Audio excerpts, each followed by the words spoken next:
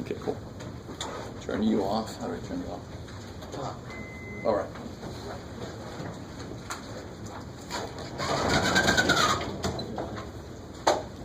Oh, can somebody turn the lights back on? Yeah. All right. Hi. So we're going to try to talk about the definitions and the context of an actual problem, just to see who's done this. Has anybody ever watched Mythbusters? All right, some of you guys know what I'm talking about. It's a decent show because they actually kind of show you controlling for variables, doing scale models, all these things that you would normally do in a scientific experiment. So we're going to get into some design of experiments a little bit by talking about how different types of sampling. So let me ask you this. Is there something about Grossmont students you would like to know something about? Like, I don't know, the percentage of them that have been to Australia or something, right? So any, or do you just like, I don't want to know anything about them, I wish they weren't here. They took my seat in my other class, and I had to take this class. No, you don't want to know anything about them? Percentage of 4.0. Percentage of them, okay. So the percentage, oh boy. Percentage of Grossmont students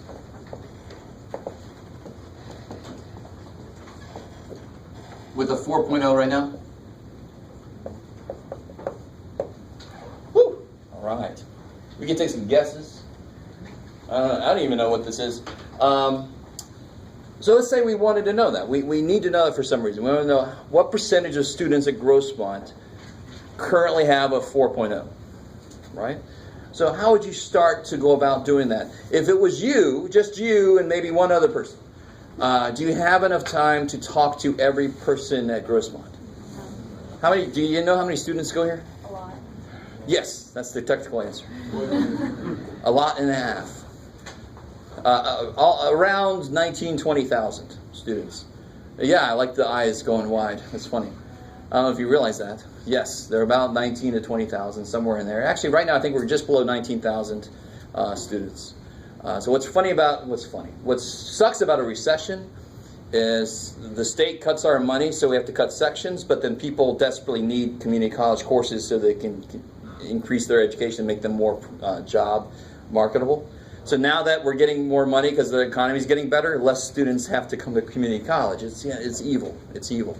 So we're a little bit below where, but we're still almost 19,000 students. That's a lot, right? So we don't have time to talk to every freaking student, do we? We don't want to. No, thank you, right?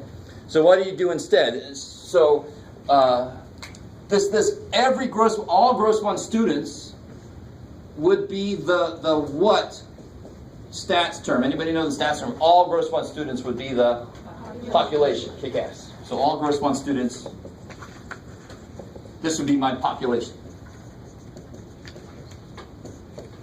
So the population is the collection of all the things that you're trying to say something about, right?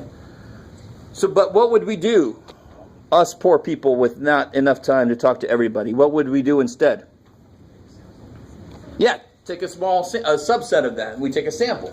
So the sample, oh, pretty good. That's good. The sample would be a subset of Grossmont students. So in general, it's just a subset of the whole population.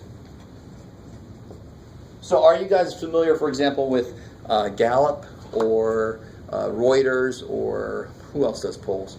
I don't know. Right now, it's anybody paying any attention to the upcoming presidential election? Anybody watching any debates? Are you guys aware that we're going to? Anybody going to vote for the first time? Maybe? Oh, look at that. Aw. Get the little I voted sticker. Yeah. What do you mean you ran out of stickers? Give me a sticker. So obviously, hopefully you're paying attention. I'm sort of a political, I always keep track of stuff. So you always see these things, for example, I'm going a little off topic right here, but you always see where they say, well, candidate A, 42% would vote for them, and candidate B, 47% would vote for them, from a poll that they've done. So how did they get those numbers? They called people, and they said, you're going to vote? Yeah. You're going to vote for it. Candidate B. Okay. But did they talk to everybody? No. Does anybody know what you see at the bottom of the article or the bottom of the screen? Has anybody paid any attention? What's at the very bottom of the screen here? Plus or minus, yeah, like plus or minus 4% or something like that. Right, give or take 4%. Why is that there? We're actually going to find the formula that gives us that number. It's not just they go, well, I'm not sure. Just to cover our ass, let's say plus or minus 4%. It actually comes out of somewhere, and you might have a feel for it. To make this number go down, I would just take a larger sample. Wouldn't that make sense? The larger the sample I take, the more sure I am about the number I get. If my sample becomes as big as my population, this error would be 0, because then I would know, right? You guys with me? A little bit. So we'll actually, later in the semester, we're going to learn how to calculate this number, and somehow it's related to the sample size. It's kind of nifty. All right, I like it. So sorry, that was sort of an aside. We'll get into some more specifics there. So we get the population sample. Then we want, once we got our sample picked, now let's talk about how to pick a sample. If I used you guys as my sample, right? You're all Grossman students. So are you a good sample for me to use? What do you think? I like it. So this is not a judgment on your character, but you are a bad sample, right? Sorry, you're just a bad sample. You're good people, as far as I know, but you're a bad sample. So I'll just tell you that. Can somebody figure out why you would be bad sample? It's just like 55 people within, what did you say, 20,000? Yeah, to be honest, that's not horrible. It's a little bit counterintuitive, but that's not horrible. More would be better. Right? But the size is actually not as bad as you think. Yes? Because we're all in the same class. Right. You want a sample from... Exactly. So why are you here right now? You're all here to be in this class. That might affect the probability that you have a 4.0. So somebody who does not need to take stats, who knows what their situation is? Maybe they're only here for some reason and they've got 18 jobs and so their GPA is not the best. So there's going to be less chance that they're going to have a higher GPA, right? Do you guys kind of... I don't know how it would affect it, but the fact that you're all here for a specific reason might bias your probability of having a 4.0. You guys with me? So it's sort of like standing outside of a movie theater after a 3D movie and asking people their opinions about 3D movies, right? They're going to be affected by the fact that they just came out of there. It's going to sway their opinions, possibly. Okay, maybe. So you guys are what I would call a convenience sample. So we're taking our first little official sidetrack. We're talking about types of sampling. So the first one we're talking about is the bad one. We'll just get that one out of the way. Oh, Jeff, can you spell? Convenience sampling. So it's I'm not even going to write down what it is, because it is what it says. It was convenient to do it. So very often, if something's convenient to use, it might be somehow biased or have some possible bias in it. So not only are you guys in stats class, you're also on campus at this time, right? Also, this is just one classroom. So how would I improve the sample?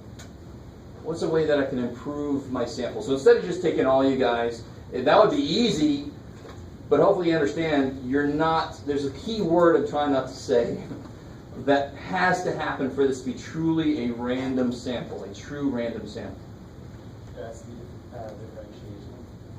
Well, it's definitely a differentiation, right? We're all very different in here. But I know what you mean in the different variables, like the fact that we're all in stats class.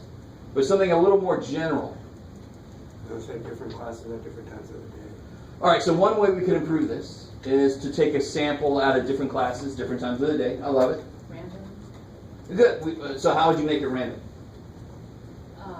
Maybe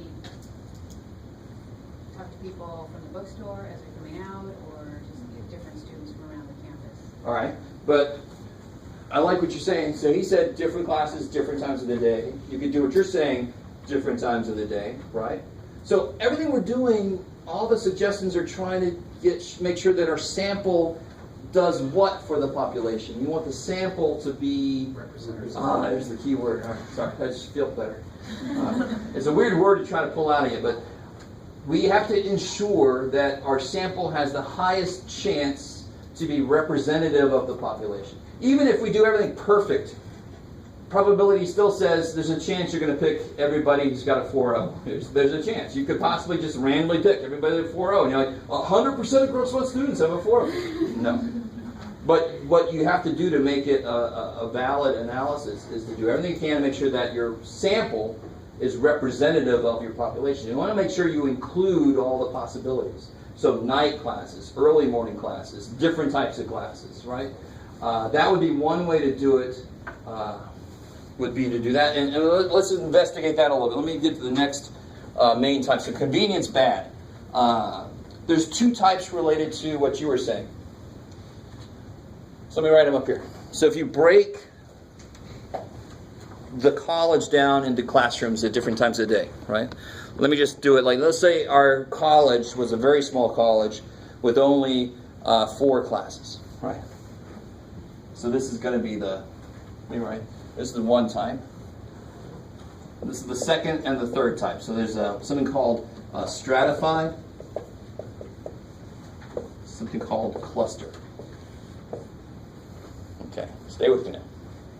Words are important, it's true, but what's more important is you understand the situations that they talk about. So both of these break your population into groups. So if my whole college was just these 4 classes, then it's broken down into those 4 classes. So the first step for both of these is to break your population into groups. So it could be zip codes, it could be in a high school, freshmen, sophomore, junior, seniors. It could be men, women. It could be Democrats, liberals, independents, Whigs, Green Party, right? Whatever, so forth. Look, did I say libertarians? Independent, atheist, whatever. Atheist, not a political affiliation, but so the first step is the same. But the way that this makes it is it takes a few people from everything. So if I took a few people from this room and a few people from that room and a few people from that room and a few people from that room and took all those people and made it my sample, that is stratified. So stratified, strata, like in geology, is all the layers. I don't know how to relate that, sorry. Too bad. It goes across all. It goes across all. So it takes some from each is the key phrase. Yes, ma'am? Do you have to have the same number from each? You don't. In fact, sometimes you want to make what's called proportional sampling. So if you had 5,000 women and 400 men, to be proportional, you would take more women than men. You can take the right percentages so that they represent the fact that there's more women. So it's sort of like the difference between our House of Representatives and our U.S. Senate, right? I'm not going to go into government. We're not going to make this government class. But they have very different, one represents the size of the states, and the other one is just straight up, everybody sends the same number. So it's 2 different ways to do it. But very often you want to have proportional sampling, which is what you're talking about, right? So I took, if one class had 80 people and one class had 20, I might take 8 from the big one and 2 from the small one, so they both gave me 10%. Does that make sense? You could. You don't have to, but that could be done. What cluster does is it randomly selects several groups and then makes everybody from there in the sample. Everybody in those rooms becomes, so nobody in those rooms becomes the sample. Now here's the thing. Let me see if you guys can get, now both of those are valid. Both of those would come out with good attempts at random samples. Let me make sure you guys understand. So they should end up being decently representative of the population. So what is it? What is the fundamental thing about them, though, that makes it representative? This is going to be harder to pull out. I might have to pitch you there. Is there a person in either one of these situations that doesn't have any chance to be in the sample? And students often point out the wrong thing. I'll have students tell me, well, nobody there was in the sample. No. Did they have a chance to be in the sample? Of course they did. I just chose those 2, but at the beginning I could have chosen any of them, right? So did any person not have a chance to be in the sample? No. And the first one I randomly picked from each classroom, so everybody in each classroom had a chance. And the second one I chose entire classrooms at random, so everybody still had a chance, right? So it's the difference between if I take 2 people from each row, and then 2 people from everybody standing, I'm going to make you in your own row, versus if I take everybody from every row, but I randomly select the rows. Everybody has a chance. So I really want to make that point. To make a representative sample, one that's truly a random sample, every part of that population has to have a chance to be in the sample. Let that roll around your head. Does that make sense that that would be fair? That would be a truly random sample. If somebody did not have a chance to be in your sample, then obviously their viewpoints would never have a chance to get into it. It wouldn't truly be representative then, would it? So any polling place that only calls people has an inherent problem, don't they? Not everybody has a phone, believe it or not, right? Internet poll, oh my God, don't even get me started on if you watch a certain news channel, of course nowadays you ask your barber what freaking political affiliation they are before you have them cut your hair. But your news channel, if they do a poll, that is so desperately going to be biased, right? Nowadays especially. Good Lord. Don't even get me started. Right, I don't know if you guys are with me or not. Does anybody watch the news at all? Does anybody watch Trevor Noah nowadays on Daily Show? He used to watch Jon Stewart. I haven't seen much of Trevor Noah yet. I don't know how he's doing. He's good. He's good? Not Jon Stewart, but he's good. Oh, okay. Well, those are hard shoes to fill, even though they're tiny. All right, how are we feeling so far? So, I'm trying to make a story behind all these definitions. We have something we want to say about a certain group of people. We have a certain group of people we can actually work with. So the sample is the people you actually talk to. And the population is what you're going to infer something about. How do I make the sample? I could use convenience. No, you don't want to do that because then nobody would trust you. You could do one of these 2 things. Beautiful. Both of those try to get at a random sample. You could just do a random sample straight up. What's the most direct way to make a random sample from a population? Random sample.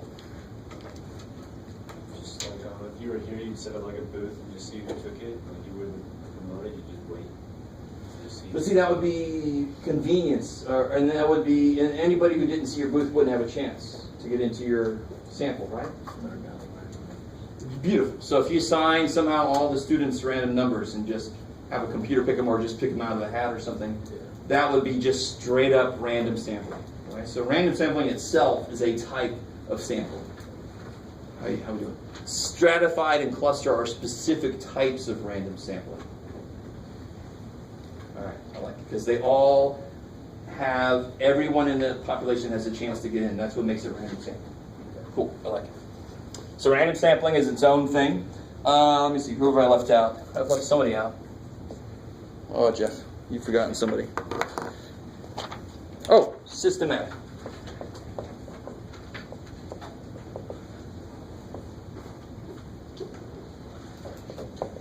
Oh, screw it, Jeff, you can't write. Systematic. So if I had a systematic way of doing something, what does that mean if I have a systematic way of doing something? I mean, the root word tells you. There's a system to it. So if I randomly chose one person, boom, and then I take every third person after that person, first off, does everybody have a chance? See, this is what students don't understand. Yes, they do. I could have started with him, and then 1, 2, and then it would have been her, right? Or I could have started with her, and then it would have been 3 past her. Everybody has a chance. You can't think about the minute I start to take it. The minute I start to take the sample is not when you go, well, you didn't take that first. No, no, no. Did everyone have a chance based on the system I was using? Yes. Because I randomly, like I said, the first 5 people, let me put the numbers 1 through 5 in a hat and pick one out. So I get the number 2. Did he have a chance as number 1? Yes, he had a chance. I just didn't pick number 1. Too bad. So if I pick number 2 and then 1, 2, 3 people, 1, 2, 3 people, 1, 2, 3, all the third persons will be in my sample. So then you're like, well, the people you skipped. No, no, no, no, no. If I would have started with him, I would have picked somebody that I skipped. You guys understand? You can't say, no, once you start, you didn't pick that person. No, no, no. Did everybody have a chance before I started doing anything? Yes. So that would be systematic. Or it would be like going out and taking the temperature every 10 minutes. There's a system to it. Going along the beach and collecting sand every 20 miles. Oh my God. There we go. every 20 feet maybe, right? Or sampling the water to see what the water quality is. You take samples of water every 50 feet or whatever. But the first one chosen has to be random. Exactly. First one chosen has to be random, or else the whole thing is thrown to hell. So before you choose anybody, everybody has to have a chance. Right? I like it. So your position on the beach that you start, you can say somewhere within here I'll start, and then every 10 feet after that, and you randomly choose somewhere in here to start, and then every 10 feet after that. I like it. Maybe. So this still leads to a good sample. I'm not going to write a definition. You heard what I just said. Systematic sampling has a problem, though. Let's say you use systematic sampling on an assembly line, right? So you've seen these assembly lines, not the ones with the robot, maybe even the robot's doing the thing, but somebody crank. I'm thinking about, what am I thinking of, Charlie Chaplin or something. You guys know what I'm talking about? Assembly lines, and they put the bottle in, and they screw the thing on, and whoosh. So what's wrong possibly with using a systematic sampling on an assembly line? Does anybody have any idea what might be wrong? So let's say I take every 5th radio that's made on my assembly line to see what percentage are defective. Does anybody have any idea what might be wrong with that? Maybe there's a part of the machine that clicks something and then it just rotates, and then this part clicks something and then it rotates, and maybe the 5th spoke on this thing is broken, so it doesn't do it right. So if I take every 5th radio is going to be broken, right? And I'm going to think 100% of my radios, this is bad. You with me? Or I take every 5th one and I miss all the ones that are broken. So I think, oh, it's 100% good. Yay! Because I took the one that was next to the one that was not working. You guys kind of with me? So any system, anything that has a period to, like how do I say this? Has a period to it, you guys, or cyclic in some way, right? Systematic is not a good way to go because you might match that cycle with how you pick things. I don't know if you guys are with me. That's the only thing you got to be careful about with systematic. So you're saying that there might be a variable that will affect. Yeah, there might be an evenly spaced thing that's happening that you're not catching or that you're only catching that'll make you think the percentages are more or less than they really are. I like it. Okay, good. Yes. So then why do it? Because sometimes it's really good. Like I said, for doing exactly what I was saying, water sampling, sampling of soils, they use systematic sampling, totally, and it's used. I don't know, that's the first thing that came to mind. Because in that case, nature doesn't necessarily have these things that every 5 feet this will happen, right? Sometimes it does, but not always. So as long as you're careful about the possibilities of the situation, is it possible that every 5 feet the soil is bad and everything else is good? Probably not, right? So you can do, and you do that because you don't have all day to use everything. You with me? Or you take core samples of ice in Antarctica. You could do core samples every whatever feet because it's freaking cold and I don't want to be out there all day long. Let me take this outside, get back inside. Right, I don't know. I've never been there. All right. You guys kind of with me?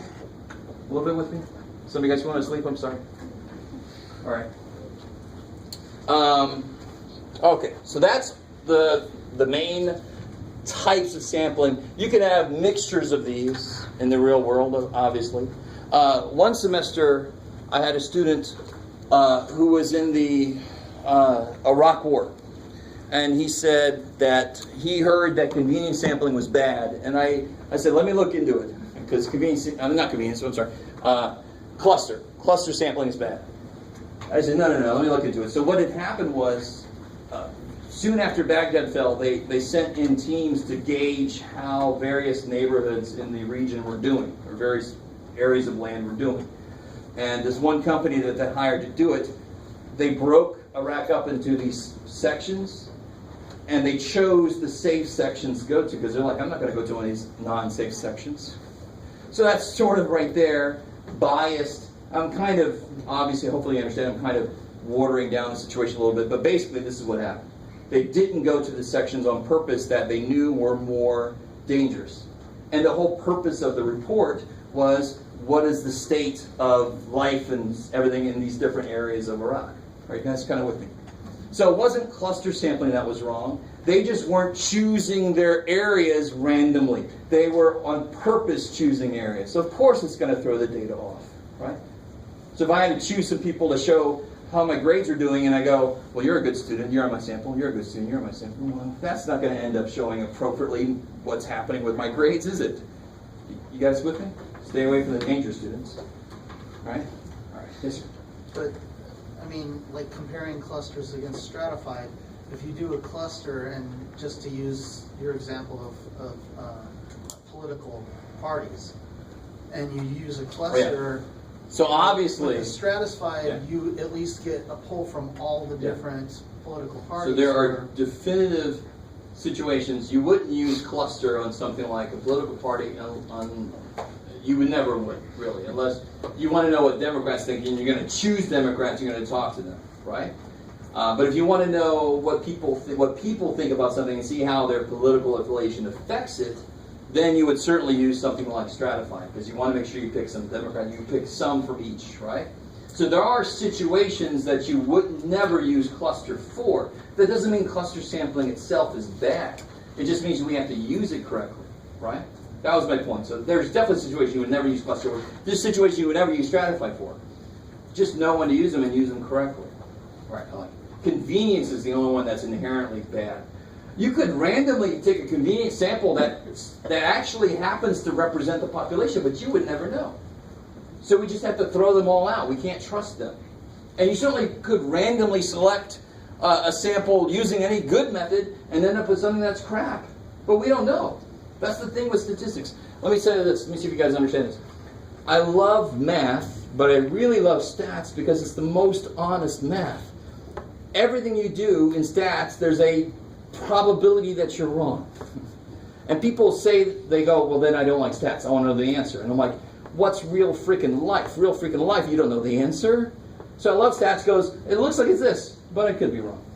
I love that shit. And you can calculate it. You can calculate it, and everything you do, you got this little error, this possible error. Of course, there's always possible error. Of course. So I love stats. It's a way of doing the best you can with the data you have, but the math is very honest. It says, it looks like it's this, but I could be wrong. Right? That's what I love about it.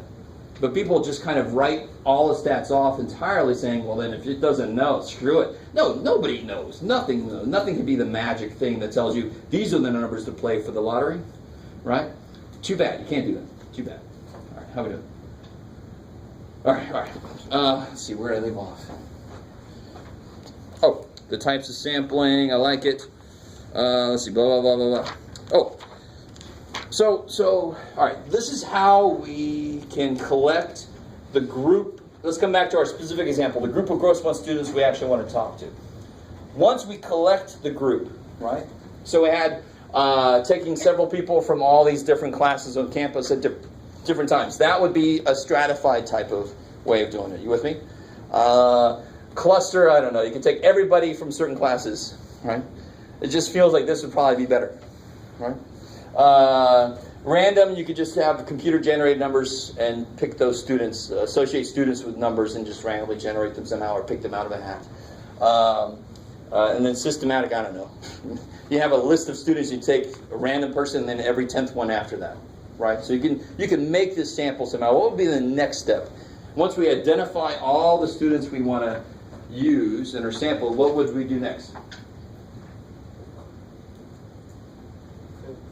What would you do? Once you get this list of people, what do you want to do with these people? Yeah, and unfortunately for us, we probably cannot access their records. We probably won't be allowed to do that. Yeah, can I look at that guy's grade? No. So what are we going to have to rely on? Honesty. Oh my God, dude. Right. So that's why I like that. I think you came up with this. I like this idea because a lot of stats deals with, well, people can lie. So if you take some advanced stats courses, you learn how to put together surveys that have these built-in little checks and safeguards that help you weed out or account for the liars, right? So you call people, who are you going to vote for? I'm going to vote for Trump. No, I'm sorry. That could be a lie, right? Oh, sorry. I should be careful. Or, I'm going to vote for myself. I'm not going to, or whatever. They could lie, but you have ways of developing questions and surveys that you can identify or account for those types of things. So the next thing we would do is we would ask them. What would we ask them? Let's just pretend like we have that built in, because that's not the purpose of this course. That's a little advanced. But let's pretend like we're just going to ask them. What are we going to ask them? What's your What's your GPA? All right. So then the next step is actually asking, what is your GPA? I normally write a little bit better than this. I think I'm just out of practice. But this is probably good, just so you know that I can't write worth much. So good luck. As long as I can read my own writing, I'm going to continue teaching. The day I can't is the day I got to go away. I had a teacher that was like that. We'd say, "What'd you write?" He says, "Somebody remember what I wrote of him?" Oh, God. So I love this. This is working out better than I thought. The question itself is related to a term in statistics, and then the answer is related to a term. So you're going to ask the same question to everybody, but what you write down is their answer, and that's going to be different, right? So I could ask you, and you could say 3.2. I could ask you, you could say 4.8. Like, how the hell did you do that? Right? 1.7. Very honest. You with me? So what is that kind of thing? Something that can have a lot of possible values. It's a variable. I love it. So the answers, we call them the random variable, because the answers could be different, right? And this identifies what that variable is. So the random variable could be X, but what could the values be? All real numbers or something, just to talk about algebra, right? So this would be the random variable. So all the possible values, all the answers, would be the data. I said that wrong at first, but so this is the variable. The variable is the GPA. That's what's going to vary from person to person. And then when I write down 4.2, 3.7, 1.9846, wow, you calculated that for now, right? Those are all my data. How are we doing so far? We okay? Okay. And of course, you guys should know some of these terms. It's going to get a little more specific, obviously, in this class, but you all kind of have a feel for some of these terms already. What kind of data is it is a big question. So that's my variable. It's my GPA is my variable. The answers are my data. What kind of data is it? Is it truly numerical data? Yes. And what's it mean to be truly numerical data? What do you think that means? Like, are Social Security numbers truly numerical? Are jersey numbers? Anybody play sports? Yes? What's your jersey number? Or do you have I don't know what sports you play. Volleyball, 16. 16, okay, cool. One year I had several basketball players, and there was like, one was 16, one was 13. And they said, well, if you subtract 16 and 13, you get something. It doesn't mean, you get Michelle. She's number 3. Oh, shit. It was really fun. But if you subtract jersey numbers, will the answer mean anything? So to be truly numerical, doing basic computation should mean something. Maybe you can get an average, but not necessarily. You got to at least be able to subtract it. Do something numeric. Do something analytical to them. You with me? So Social Security numbers, you can subtract them, or zip codes. You can subtract them, but would it mean anything? No, you'll get something, but who knows? Well, I'm that far away from that zip code. No, what? Who are you? So types of data, what I'm talking about then are these two main types of data, qualitative and quantitative. Oh, Jeff. There you go. Can't write, at least spell. So which one do you think is the truly numerical one? Quantitative, because the root word is quantity, right? It's related to quantity. So this is truly numeric. Very often is considered to be, measurement is obviously quantitative. It's a quantity of something. But anything that's truly numerical, not just another way to name you. So Social Security number is another way to name you. Thankfully, we aren't just that. Like way back in the 80s, everybody thought we would just be numbers today, right? We're almost there, but no, not quite. So this is the truly numerical. Oh, Jeff, there's a U there. There you go. Data. And qualitative, the root word there is quality. So some kind of categories. In fact, I think this book calls it categorical. No, I think that was the last book. This book actually comes back to the real world. Oh well, too bad. I can't remember. Quantitative and qualitative. Yeah, okay, good. The other book called it categorical. I'm like, come on, they're Q's. They're both Q's. Qualitative is the categorical. There it is. Some combination of the word. How we doing? So it could be like hair color. Here's categories, right? Type of car you drive, social security number, stuff like that. How we doing? Doing all right? Okay. So quick word about, not a quick word, sorry, a long ass word about quantitative. You can break it down a few different ways. I feel like I've done a lot, and we're still got time. We're doing good. But are you guys doing okay? All right. You desperately have to read through this first chapter. All right. One main way to break down quantitative data is, I got to keep an eye on this guy. Oh, good. Between continuous and discrete.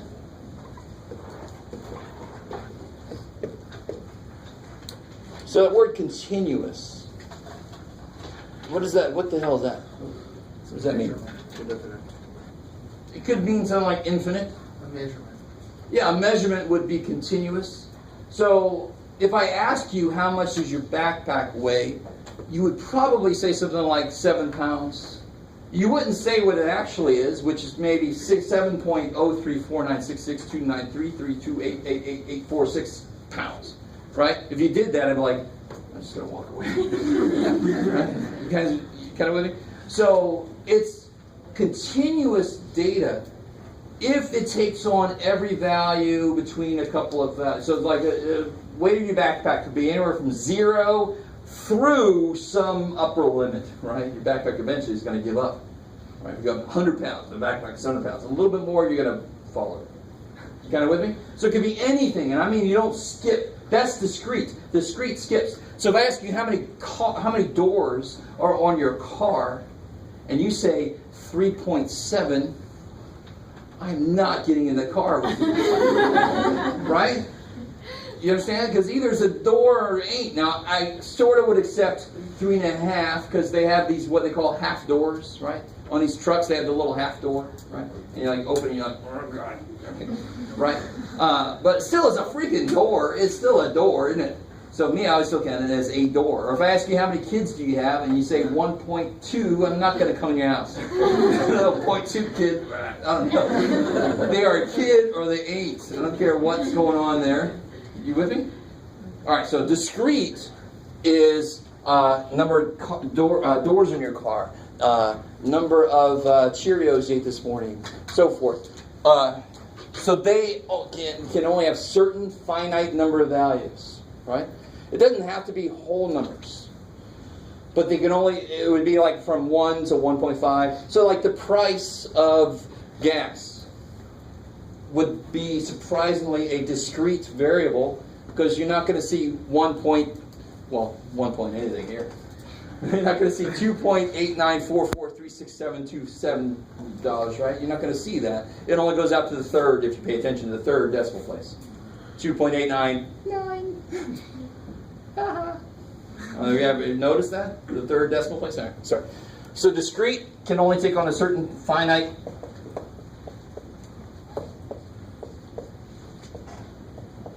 number of values.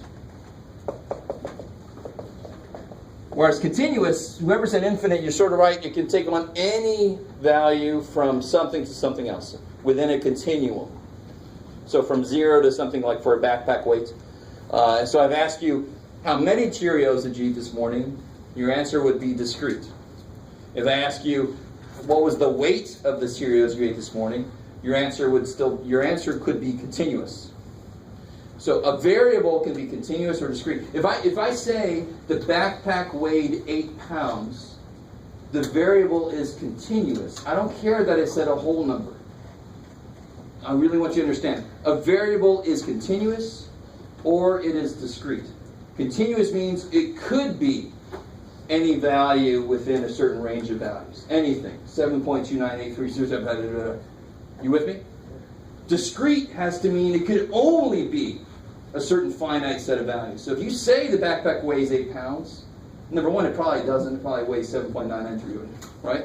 And number two, that doesn't mean that it could not have been something more specific. Does that make sense? So I will do this to you. Just make sure you understand what I'm saying. I will say, he ate 7 grams of whatever. Is that continuous or discrete? People say it's discrete because it's 7. It's exactly, no. What could it be? 6.24806. So that's a continuous variable. Do you understand? So it's what the values could be, not any specific value I give you. If I ask you how far away do you live, I would tell you, if you ask me, I'll say about 20 miles. It could be 19.93487649662 miles, right? Forever. Do you understand? A few of you guys are humor me. All right. Some of you guys are averting thine gaze. Okay, whatever. Let's see. So continuous can take on an infinite number of values.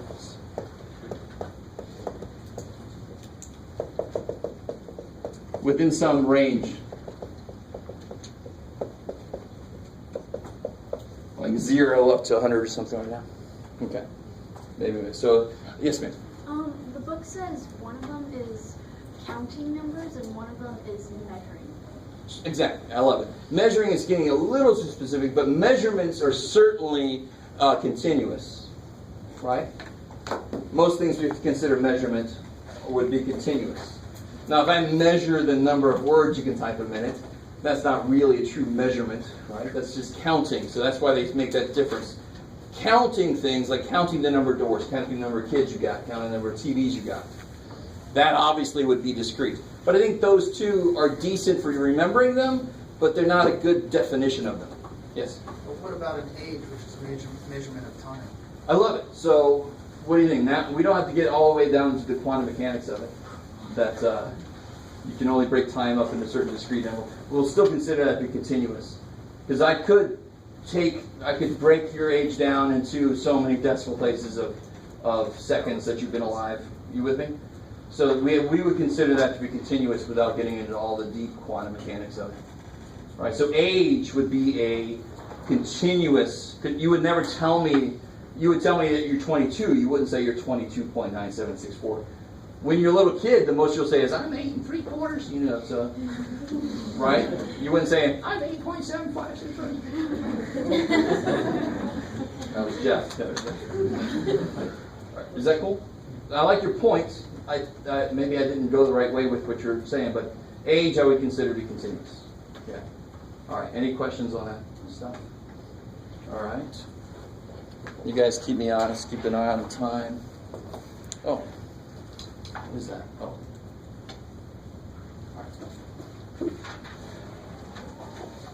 All right. Okay. So this is the last thing we'll do today. I feel like we've done plenty. We'll talk about the 4 other ways. Listen to me. The last thing, these 4 things. Just 4 things.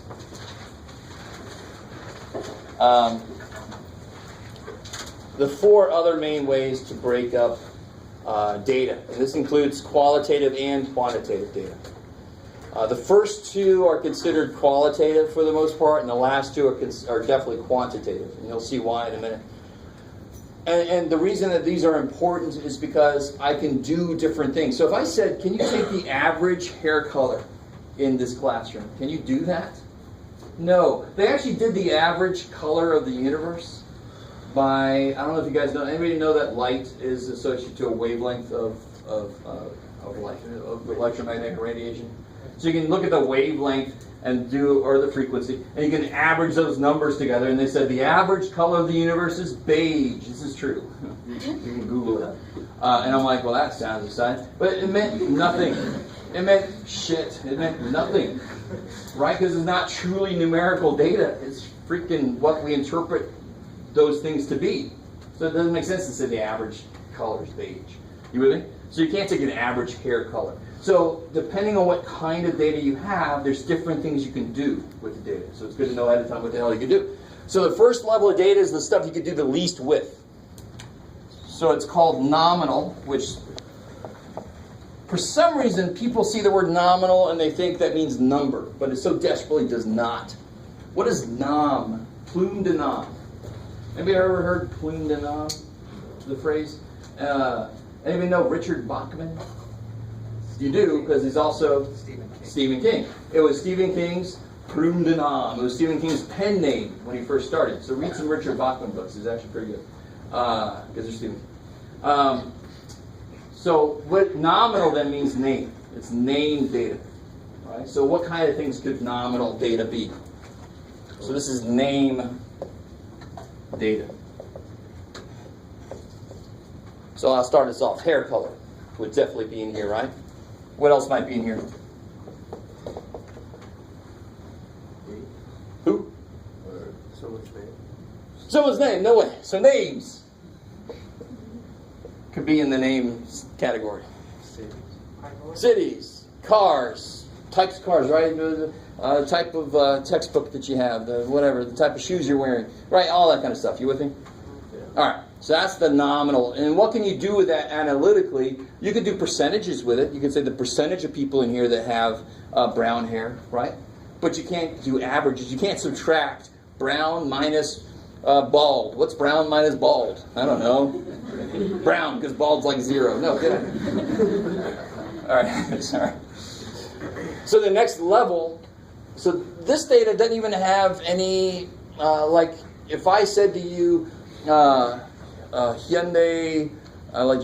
say Hyundai, Hyundai, BMW, Ford, if I just started listing those, would anybody have a problem with that? But if I said this, what do you think about the food at this restaurant? Do you think it was fair, excellent, poor, good? What's kind of wrong with the way I just said that? It's out of order. So the next level of data has an order to it. It's called ordinal. Holy shit, you can't give it away more than that, right? What kind of data is ordinal? So this would be like I just said, ranking, some kind of ranking. So if he's in the cards, it should be excellent, good, fair, poor, something like that, right? It's got to be in order. If I said, you ever done evaluations for teachers? No, nobody. And they say strongly disagree, up through, strongly agree. It would be really evil if they put all that out of order, trying to trick you. I tricked my students into making it really good, right? So this has an inherent order. Now, could you put hair color in alphabetical order? Could you? Could you? Yeah. Yes, good, thank God. But does that mean it's ordinal then? No, because it didn't have to be in that order to make some kind of sense. Ordinal data has to be in order to make sense. Maybe inherent order. All right, so those two are the ones that are like categorical, the qualitative. Qualitative. There could be some quantitative that sneaks in there, but for the most part, it's qualitative data. The last two are definitely quantitative. And I got to put them both up here at once so we can talk about both of them. This one's called interval, and this one's called ratio. Not Horatio, sorry. We're not doing Romeo and Juliet. Interval, ratio. Let's start with ratio, because this is the one that almost is just jumping out at you. Ratio should mean you should be able to do what with 2 data points?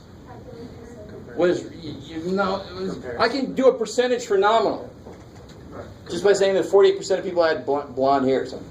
But what can I do with 2 data points if they're ratio? What's ratio mean? What's ratio mean? Compare. And fractions. What do fractions mean? What operation is a fraction? Division. So I can divide 2 numbers. And not only can I do it, but what's important is that the answer makes sense. So can I divide, like, if I was born in 1972, which I was, a long time ago. When were you born? 1988. 1988. So if you divided 1988 divided by 1972, will you get a number? Yeah. Does that number mean shit? No. That number doesn't mean a damn thing, really. Right? Does that make sense? But if you subtract 1988 and 1972, what do you find out? Yeah, exactly. How much older I am, right? So interval is subtraction. Subtraction makes sense. Not can you do it, but does the answer make sense? So you can subtract 2 zip codes, like you said earlier, but does the answer make sense?